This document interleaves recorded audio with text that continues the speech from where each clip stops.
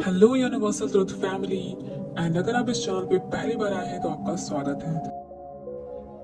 दोस्तों, हम इंसानों को चाहे कितने भी धोखे क्यों ना मिले, चाहे कितने भी दुख, चाहे कितनी भी तकलीफें क्यों ना उठानी पड़े, लेकिन हम कभी भी आगे बढ़ना कभी नहीं छोड़ते।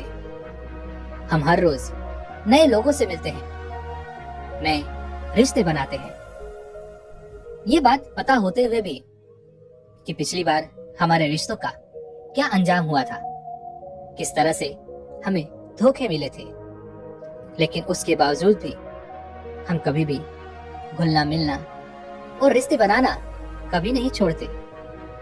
तो सवाल यहाँ पर ये उठता है कि क्या हम गलत हैं? क्या हमारे मन को ये बात समझ नहीं आती कि अकेले रहना क्या होता है, धोखा खाना क्या होता है? तो फिर हम भला अकेले रहना कैसे सीखें? यदि हम आज के युग की बात करें तो विज्ञान ने काफी आगे निकल चुका है। विज्ञान की मदद से आज हमारे पास वो सारी सुख सुविधाएं हैं जिससे हमारा काम चुटकियों में हो जाता है। लेकिन दूसरी तरफ यदि हम वास्तविकता को देखने का प्रयास करें तो इसी विज्ञान के मदद से हमारे पास मनोरंजन के भी हजारों नए तरीके हैं, जिस कारण हम खुद के साथ ही वक्त बिताना भूल चुके हैं। जब भी हमें खाली वक्त मिलता है तो हम अपने मोबाइल का इस्तेमाल करते हैं, या तो उससे बातें करने में लगे रहते हैं, या तो फिर कुछ ऐसी चीजें देखने में लगे रहते हैं जिससे हमें कोई ज्ञान नहीं प्राप्त होने वाला, जिससे हमारा समय भी पूरी तरह से नष्ट होता चला जाता है, लेकिन हमें इसका तनिक भर भी आभास नहीं है। और समय बीतते बीतते हम ये तक भूल चुके हैं कि अकेले रहना क्या होता है, अपने साथ समय बिताना क्या होता है, अपने अपनों के साथ समय बिताना किसे कहते हैं। तो अब यहाँ पर सवाल ये उठता है कि आखिर हम अपने साथ, अपने अकेलेपन का, अपने एकांत का आनंद कैसे उठाएं? अपने साथ हम अकेले कैसे बने रहें? और यदि हम एकांत रहते हैं तो उसके क्या क्या फायदे होंगे?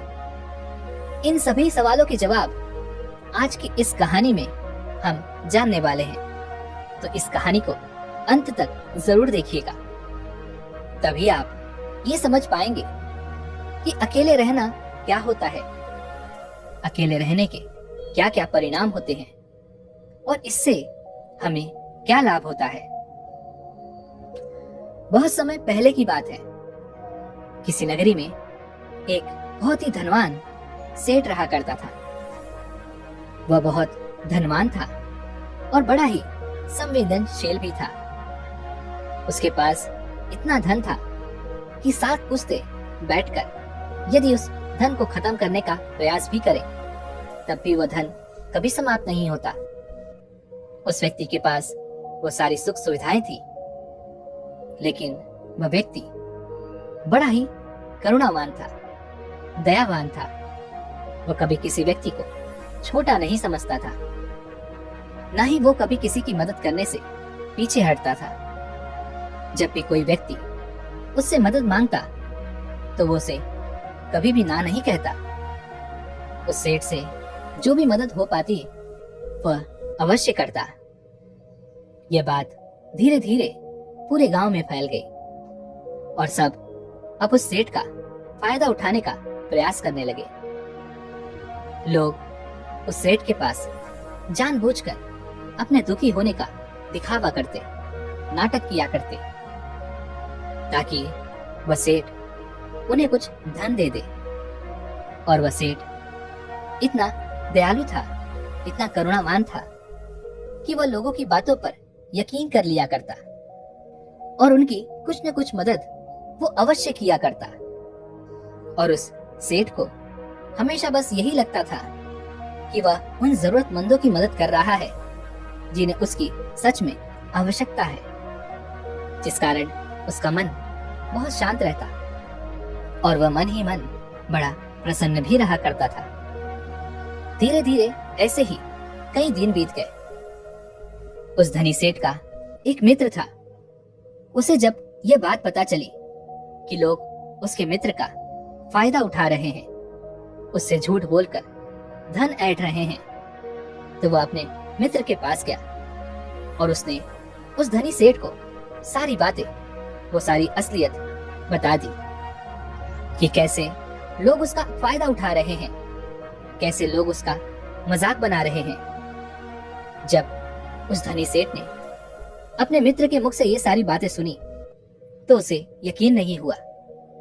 उसने सोचा कि क्यों ना मैं ही इसकी जांच पड़ताल करूं। और उसने जब जांच पड़ताल की तो उसे भी यही पता चला कि लोग उसका फायदा उठा रहे हैं, उसका मजाक बना रहे हैं। और जब यह बात उस धनी सेठ को पता चली तो उसके दिल को गहरा धक्का लगा, उसे बहुत ठेस पहुंची। लेकिन इतने समय में अब उस धनी सेठ के कई मित्र बन चुके थे। उनमें से कई मित्र सच्चे थे तो कई झूठे। लेकिन उनमें से कौन से मित्र सही थे और कौन गलत, यह उस धनी सेठ के लिए जान पाना बहुत मुश्किल सा हो गया था, क्योंकि वह अक्सर ही भीड़ भाड़ में घिरा रहता था। चारों तरफ उसके सच्चे और झूठे मित्र उसे घेरे रहते थे। लेकिन जब उसे इस धोखाधड़ी का पता चला तो उसने यह तय किया कि अब से वह अकेला रहेगा, एकांत रहेगा। ना ही वह किसी से ज्यादा मित्रता रखेगा और ना ही किसी को अपना ज्यादा समय देगा। धीरे धीरे जो भी लोग अब उसके पास मदद मांगने आया करते, उन्हें हवेली के बाहर से ही लौटा दिया जाता, ये कहकर कि अब वो सेठ आपसे नहीं मिलना चाहते। धीरे धीरे ऐसे ही समय बीतता गया और जो भी उस हवेली पर उस धनी सेठ के पास मदद मांगने जाता, उसे खाली हाथ ही लौटना पड़ता। समय बीतने के साथ साथ अब उस धनी सेठ को भी अपने मित्रों की याद सताने लगी, जिनके साथ वो बैठकर मौज मस्ती किया करता, गप्पे मारा करता। अब उसे वह मित्र याद आने लगे थे, उसकी याद उन्हें सताने लगी थी। लेकिन तभी अचानक उसे यह भी याद आया कि किस तरह से उसके मित्रों ने उसका फायदा उठाया, किस तरह से उसे बेवकूफ बनाया और तो और झूठा दिखावा करके कितना सारा धन उससे ऐंठा गया। यह सोचकर वह अपने किसी भी दोस्त से मिलना नहीं चाहता था, ना ही किसी की संगत में वह रहना चाहता था। वह तो बस अब अकेला रहना चाहता था, जिस कारण उसने अब सत्संग जाना शुरू कर दिया था, ताकि उसका मन लग सके, ताकि वह अच्छा महसूस कर सके। उस सत्संग में उसे कई सारी ज्ञान की बातें भी सीखने को मिलती, कई सारे ऐसे उपदेश जिससे उसका पूरा जीवन बदल जाए और दूसरों के विचार भी उसे सुनने को मिल जाते। उस सेठ को वहां पर जाकर बहुत अच्छा लगने लगा। वह एक बार फिर से वही खुशी और आनंद महसूस कर रहा था, जिस कारण वह रोज उस सत्संग में जाने लगा और ज्ञान के वह उपदेश वह सुनने लगा, उन्हें अपने जीवन में उतारने लगा। यूं तो कहने को वह बहुत ही धनी था, लेकिन उसके बावजूद उसके मन में कोई भी आनंद की झलक नहीं थी। सत्संग में जब भी ज्ञान की बातें होती तो वह उसे बड़े ही ध्यान से सुनता। इतना ज्ञान होने के बावजूद भी अंतर्मन से वह एकदम अलग था। वह अपने अंतर्ज्ञान से एकदम अलग थलग था, जिस कारण उसके पूरे जीवन में आनंद की एक झलक तक नहीं थी। वह जिस सत्संग में जाया करता, वहां पर अक्सर ही ध्यान पर चर्चा की जाती, लेकिन वह धनी सेठ अभी तक ध्यान के बारे में कुछ नहीं जानता था। यहाँ तक कि उसे यह तक नहीं पता था कि आखिर यह है क्या। जिस प्रकार यदि आपके हाथों में मैं कोई फल रख दूं, जब तक आप उस फल को खाएंगे नहीं, उसे चखेंगे नहीं, तब तक आपको ये नहीं पता चलेगा कि आखिर इस फल का स्वाद कैसा है, यह खाने में कैसा लगता है। ठीक उसी प्रकार उस धनी सेठ पर भी यही बात लागू होती थी। वैसे तो वह काफी धनी थे और उन्होंने अपने जीवन में बहुत कुछ हासिल भी किया था। वह काफी ज्ञानी भी थे, लेकिन उन्होंने अभी ध्यान का रस नहीं चखा था। एकांत रहना किसे कहते हैं, अकेलापन क्या होता है, इन सब के बारे में उन्हें कुछ भी नहीं पता था। एक दिन वह धनी सेठ उस सत्संग में गया हुआ था। तभी वहां पर एक बौद्ध भिक्षु आए। वह बौद्ध भिक्षु बड़े ही ज्ञानी थे। उनकी ख्याति चारों ओर फैली हुई थी। उनके ज्ञान के बारे में प्रदेशों में चर्चाएं हुआ करती थी। और आज उस धनी सेठ को भी एक मौका मिल गया था कि वह अपने आप को और भी ज्यादा ज्ञानी बता सके। उसे लगने लगा कि यदि वह उन बौद्ध भिक्षु को आज तर्क वितर्क में हरा देगा तो उसकी ख्याति दूर दूर तक फैल जाएगी। चारों ओर समाज में उसका नाम बढ़ जाएगा, उसकी इज्जत बढ़ जाएगी और लोग उसे अत्यधिक ज्ञानी समझने लगेंगे। यह सब सोचकर वह धनी सेठ अत्यधिक प्रसन्न हो रहा था कि तभी वह बौद्ध भिक्षु बड़े ही शांत भाव से उसके पास से गुजरते हुए वे अपने आसन पर जाकर बैठ गए। सत्संग में तर्क वितर्क शुरू हुआ, लेकिन उस सेठ ने पहले से ही सोच रखा था कि वह किसी के भी उत्तरों को सही साबित नहीं होने देगा, जिस कारण वह सभी के उत्तरों को काटकर अपना उत्तर सबसे ऊपर रखता। और वह मन ही मन यह भी सोच रहा था कि जैसे ही यह बौद्ध भिक्षु तर्क वितर्क में हिस्सा लेंगे, मैं इन्हें ऐसा घुमाऊंगा कि यह कुछ भी नहीं कर सकेंगे। लेकिन दूसरी तरफ वह बौद्ध भिक्षु बड़े ही शांतिपूर्वक यह सब देख रहे थे, सुन रहे थे और मुस्कुरा रहे थे। धीरे धीरे सत्संग खत्म हुआ, तर्क वितर्क भी खत्म हो गया। अब उस सेठ से रहा नहीं गया। वह यह सोचने लगा कि आखिर इतने सवाल जवाब के बाद भी इन बौद्ध भिक्षु ने क्यों कुछ नहीं कहा। वह सेठ उन बौद्ध भिक्षु के पास गया और उनसे कहने लगा, हे गुरुवर, मैंने आपकी बहुत चर्चा सुनी है, मैंने आपके बारे में बहुत बातें सुनी है, लेकिन आपने यहाँ पर कुछ भी नहीं कहा। आप तो एकदम चुपचाप केवल बैठकर ये सब देखते चले गए। क्या आपको मेरी बातें समझ नहीं आ रही थी, या आपको ये लग रहा था कि आप मेरे सवाल जवाबों से हार जाएंगे? वह बौद्ध भिक्षु उस सेठ की बात पर मुस्कुराने लगे और उस सेठ से कहते हैं, भंते, तुम्हारे तर्क वितर्क से मुझे कोई भी बात नहीं। मैं तो बस अपने अकेलेपन का, अपने एकांत का आनंद ले रहा था, अपने ध्यान के रस में डूबा हुआ था। ऐसी बात नहीं कि मैं तुम लोगों की बातें नहीं सुन रहा था, मैं उसे पूरी तरह से जागरूक होकर सुन रहा था, लेकिन मेरे मन को कोई भी प्रतिरोध नहीं था। यह सुनकर वह धनी सेठ उन बौद्ध भिक्षु से कहता है, आप क्या कहना चाहते हैं? तभी वह बौद्ध भिक्षु उस धनी सेठ से एक बार फिर मुस्कुराते हुए कहते हैं, बेटा, मैं जानता हूं कि हर कोई ज्ञानी बनना चाहता है। वह अपने आप को सर्वश्रेष्ठ ज्ञानी मानता है, जिस कारण वह हर जगह से ज्ञान इकट्ठा करता है ताकि उसे ज्ञान के मामले में कोई भी पीछे ना कर सके।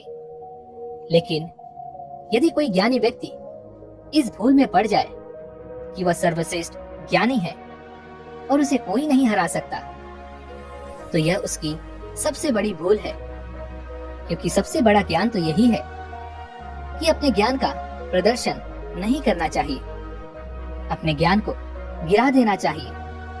अपने आप को यह याद दिलाना चाहिए कि मैं अज्ञानी हूं। ऐसा करने से आपके भीतर का अहंकार, आपके भीतर का वह घमंड पूरी तरह से टूट जाता है, डूब जाता है। और तब आपका अनुभव आपके सामने आ जाता है। और वास्तविकता तो अनुभव में ही है। लेकिन लोग तो यहाँ पर ज्ञान की किताबें पढ़कर अपने आप को ज्ञानी समझ बैठते हैं। वे सोचते हैं कि जो ज्ञान उन्होंने अर्जित किया है वह तो किताबों का ही है। वह किताबी ज्ञान को ही असल सत्य मान बैठते हैं। और यही कारण है कि ऐसे लोग कभी भी एकांत का वह आनंद नहीं उठा पाते, क्योंकि वह तो बेवकूफों की तरह हमेशा अपने ज्ञान का प्रदर्शन करने में ही लगे रहते हैं। उन बौद्ध भिक्षु के मुख से यह सारी बातें सुनकर उस धनी सेठ के दिल पर चोट सी लगी। उसे बहुत धक्का सा महसूस हुआ। उस धनी सेठ ने उन बौद्ध भिक्षु से कहा, आपके कहने का अर्थ क्या है? जब कोई व्यक्ति ज्ञान अर्जित कर लेता है तो उसके बाद उसे कौन सा रास्ता अपनाना चाहिए? क्या उसे अपने ज्ञान के बारे में लोगों को नहीं बताना चाहिए? क्या ज्ञान लोगों को नहीं बांटना चाहिए? यह सुनकर वह बौद्ध भिक्षु उस धनी सेठ से कहते हैं, असली ज्ञानी होने की पहचान तो यही है कि वह अपने ज्ञान से लोगों को सही मार्ग दिखाए, जिससे दूसरे व्यक्ति के मन में उठने वाले जो भी सवाल हैं, जो भी प्रश्न हैं, वो पूरी तरह से खत्म हो जाए। जब तुम किसी असली ज्ञानी व्यक्ति से मिलोगे तो तुम्हें यही देखने को मिलेगा कि वह कभी भी अपने ज्ञान का प्रदर्शन नहीं करते, बल्कि उनका एकांत ही, उनकी चुप्पी ही तुम्हारे सभी सवालों का जवाब तुम्हें दे देगी। जरा एक बार के लिए ये सोचो कि तुमने इतना ज्ञान अर्जित किया, तुमने इतनी ज्ञान की बातें की, लेकिन इस ज्ञान का क्या फायदा जब तुम खुद ही अपने साथ रहना नहीं जानते, अपने एकांत, अपने अकेलेपन का आनंद लेना नहीं जानते। तो भला इतना ज्ञान इकट्ठा करके, इतना ज्ञान अर्जित करके क्या फायदा हुआ? जरा दिमाग लगाओ, सोचो कि क्या तुम अपने आप को अभी तक जान सके हो? उन बौद्ध भिक्षु के मुख से ये सारी बातें सुनकर वह धनी सेठ उनके चरणों में गिर पड़ा और उनसे कहने लगा, हे गुरुवर, तो अब मुझे क्या करना चाहिए? मैं कैसे एकांत का लाभ उठा सकता हूँ? मैं कैसे अकेलेपन का वह आनंद उठा सकता हूँ? उस धनी सेठ के इस प्रश्न का जवाब देते हुए वह बौद्ध भिक्षु उस धनी सेठ से कहते हैं, बेटा, मैं तुम्हें एकांत के स्वाद को चखने के लिए ऐसे 4 सूत्र बताता हूँ। यदि तुमने इन चारों सूत्रों को अपने जीवन में उतार लिया तो तुम अवश्य ही एकांत का रस चख सकोगे। तुम अपने अकेलेपन का, अपने एकांत का अनुभव कर सकोगे। और एक बार तुमने अपने अकेलेपन, अपने एकांत का अनुभव कर लिया तो तुम्हारा मन हमेशा प्रसन्न रहेगा, खुश रहेगा। तुम्हें किसी भी चीज की, किसी भी मनोरंजन की कोई आवश्यकता नहीं पड़ेगी। तुम्हें किसी ऐसे व्यक्ति की भी कोई आवश्यकता नहीं पड़ेगी जिसके साथ तुम अपना समय बिताओ। और आनंद का यह रस परमानंद बन जाएगा और यह हमेशा तुम्हारे साथ ही रहेगा, तुम्हारे भीतर रहेगा और यह हमेशा तुम्हारे साथ ही चलता रहेगा। आगे वो बौद्ध भिक्षु उस धनी सेठ को पहला सूत्र बताते हुए कहते हैं कि अपने अंदर अपने आप को जानने की उत्सुकता को बढ़ाओ। तुम्हें यह जानना होगा कि तुम्हें खुद को जानना क्यों जरूरी है। हमने हमेशा ही एक सवाल जरूर सुना होगा कि खुद को जानना बहुत जरूरी है, लेकिन खुद को जानने के लिए हमें क्या करना चाहिए? तो यह सवाल ही आपका जवाब है। जब आप अपने मन में ये बैठा लेते हैं कि हमें खुद को जानना है, खुद को पहचानना है, तो यही सवाल आपको आपके जवाब तक ले जाता है। आप अपने आप के बारे में जानने के लिए प्रेरित होते हैं। लेकिन वहीं पर यदि आप ये सोचते हैं कि खुद को जानना क्यों जरूरी है, तो आप कभी भी खुद को जानने का प्रयास ही नहीं करेंगे। तो सबसे पहले ये जानते हैं कि खुद को जानना क्यों जरूरी है। हमें अपने आप को जानना इसलिए जरूरी है क्योंकि हम अपने आप को जानते ही नहीं। जैसे यदि कोई व्यक्ति आपको कुछ भला बुरा कह रहा है, जिससे आपको क्रोध आ जाता है और आप क्रोध के आवेश में आकर उस व्यक्ति से कुछ अपशब्द कह देते हैं, लेकिन बाद में आपको अपने इसी कहे पर पछतावा होता है, दुख होता है। आप यह सोचने लगते हैं कि मुझे ऐसा नहीं कहना चाहिए था, मुझे उससे कुछ अलग तरह का व्यवहार करना चाहिए था। तो यहाँ पर समझने वाली बात यही है कि आप करना कुछ चाहते थे, लेकिन हो कुछ और गया। जैसे कि आप किसी को अपशब्द नहीं कहना चाहते थे, लेकिन अपशब्द तो दूर, आपने तो जमकर एक चाटा तक जड़ दिया। हालांकि आप ये करना नहीं चाहते थे, लेकिन आपसे ये हो तो जरूर गया है। अब ये करवाने वाला कौन है? ऐसे और कई सवाल आपके मन में उठने लगते हैं। तो आपके अंदर इसे जानने के लिए भी एक उत्सुकता जाग उठती है कि आपको खुद को जानना क्यों जरूरी है। यदि आप खुद को जानते हैं तो आप कभी भी ऐसा व्यवहार नहीं करेंगे, बल्कि आप उस व्यक्ति के अपशब्द पर खुद को देखेंगे, समझेंगे, परखेंगे और उसके बाद ही कोई प्रतिक्रिया आप उस व्यक्ति को देंगे, जिससे बाद में आपको किसी तरह का कोई पछतावा नहीं होगा और आपका मन भी पूरी तरह से शांत रहेगा। आगे वो बौद्ध भिक्षु उस धनी सेठ को अगला सूत्र बताते हुए कहते हैं कि आजकल के जीवन में हमारा मन अनेकों प्रकार की सुख सुविधाओं से, अनेकों प्रकार के मनोरंजन से घिरा रहता है। तो क्या यह सही है?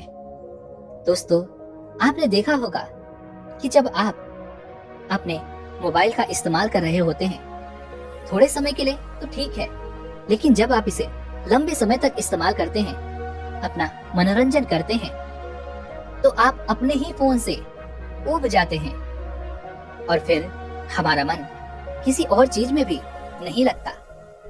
जिस मनोरंजन से हमारा मन खुश होना चाहिए था, हम उसी से ऊब जाते हैं, परेशान हो जाते हैं, चिंतित हो जाते हैं। इस विज्ञान ने हमें बहुत कुछ दिया है, लेकिन वहीं पर दूसरी तरफ हमें कुछ ऐसे साधन भी दे दिए हैं जिससे हम कभी भी एकांत नहीं रहना चाहते। हम हमेशा मनोरंजन में डूबे रहना चाहते हैं, लेकिन इससे हमारा एकांत छिन गया है और इसका सबसे बड़ा उदाहरण आपके हाथों में है, अर्थात आपका यह फोन।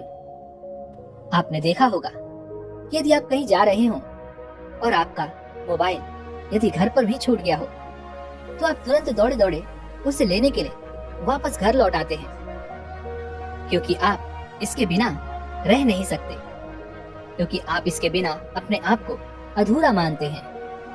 यदि आप इस चीज को और अच्छे से समझना चाहते हैं, तो मैं आपको एक प्रयोग बताता हूँ। एक दिन के लिए आप अपना फोन बंद करके किसी ऐसी तिजोरी में रख दें जहां पर आप इसे चाहकर भी छू ना पाए। इसी तरह से आपको पूरा अपना एक दिन बिताना है। यकीन मानिए कि आपको यह एक दिन बिताना बहुत महंगा पड़ेगा, बहुत भारी लगेगा, क्योंकि जिस मोबाइल के जरिए आप अपना पूरा समय, पूरा दिन काट लेते हैं, जब वही आपके हाथों में नहीं होगा, तब आपको अपना एक एक मिनट काटना बहुत मुश्किल लगेगा।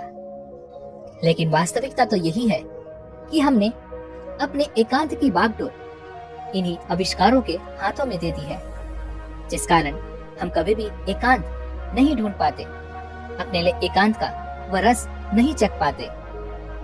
आगे वो बौद्ध भिक्षु उस धनी सेठ को तीसरा सूत्र बताते हुए कहते हैं कि अपने आप को खाली रखो, क्योंकि आजकल लोग भाग दौड़ में इतना व्यस्त रहते हैं कि उनके पास अपने लिए तनिक भर का भी समय नहीं है, और जो थोड़ा मोड़ा समय हमें अपने लिए मिलता है वो भी हम मनोरंजन में लगा देते हैं, जिस कारण हमें अपने आप को जानना बहुत मुश्किल सा लगने लगता है। जब भी कोई थोड़ी सी भी विपत्ति हमारे ऊपर आती है तो हम चिंतित हो जाते हैं, परेशान हो जाते हैं, क्योंकि हमें अपने बारे में कुछ पता ही नहीं। लेकिन जब आप एकांत रहना सीखते हैं, अपने साथ अपना समय व्यतीत करना शुरू करते हैं, तभी आपको अपने अंदर की वो शक्तियां, वो ताकत, वो काबिलियत समझ में आने लगती है, और आप हर तकलीफ का सामना करने के लिए भी आप पूरी तरह से तैयार होते हैं। इसलिए खाली रहने की आदत डालिए, यह आपके लिए, आपके भविष्य के लिए बहुत जरूरी है। आगे वो बौद्ध भिक्षु उस धनी सेठ को चौथा सूत्र बताते हुए कहते हैं कि इस संसार में रहकर अपने एकांत में स्थिर रहना सीखना होगा। ये संसार, ये समाज जिसके साथ हम या तो बहुत अधिक लगाव रखते हैं या तो बहुत अधिक घृणा करते हैं, जिस कारण हमारे मन का एकांत पूरी तरह से उथल पुथल हो जाता है। हम ना तो अपने ऊपर काबू रख पाते हैं और ना ही हम ये समझ पाते हैं कि ये परिस्थितियां आखिर क्यों उत्पन्न हो रही हैं, क्योंकि हमें अपने बारे में ही जानकारी नहीं होती। और यदि आप अपने बारे में जान लेते हैं, अर्थात एकांत में रहते हैं, तो आप ये भी समझ पाते हैं कि ना तो आपका कोई मित्र है और ना ही आपका कोई शत्रु। आप इस संसार में हर एक प्राणी को एक समान ही देखते हैं। जब आप ध्यान करते हैं, एकांत में रहते हैं, तब आप इतने काबिल तो हो जाते हैं कि आप इस संसार में रहकर भी इस संसार से अलग रह सकते हैं, अपने जीवन का निर्वाह भी कर सकते हैं, अपनी जिम्मेदारियां भी निभा सकते हैं। लेकिन आपके मन में एकांत स्थिर भाव में यूं ही बना रहेगा। लेकिन यहाँ तक आपको पहुँचने के लिए पहले आपको खुद के बारे में जानना जरूरी है। अपने मनोरंजनों से दूर अपने चित्त को आपको दूसरी दिशा में ले जाना होगा। खुद के साथ वक्त बिताना होगा, खुद को जानना होगा, पहचानना होगा, जहाँ पर आपके मन का मनोरंजन ध्यान के द्वारा होगा। और ऐसा करने से आपको कभी भी कोई भी तकलीफ नहीं पहुंचा पाएगा, ना ही आपको कभी कोई धोखा दे पाएगा, क्योंकि आपने तो ध्यान से ये जान लिया होगा कि ना तो आपका कोई मित्र है, ना ही कोई आपका शत्रु, ना ही आपके कोई बहुत करीब है और ना ही कोई आपसे बहुत दूर। ये सारी बातें सुनकर वो सेठ उन बौद्ध भिक्षु के चरणों में गिर पड़ा और उन्हें प्रणाम करके वो वापस अपने घर की ओर लौट गया। दोस्तों, उम्मीद है कि आपने भी आज की इस वीडियो से जरूर कुछ न कुछ सीखा होगा। तो आज की इस वीडियो को लाइक और अपने दोस्तों के साथ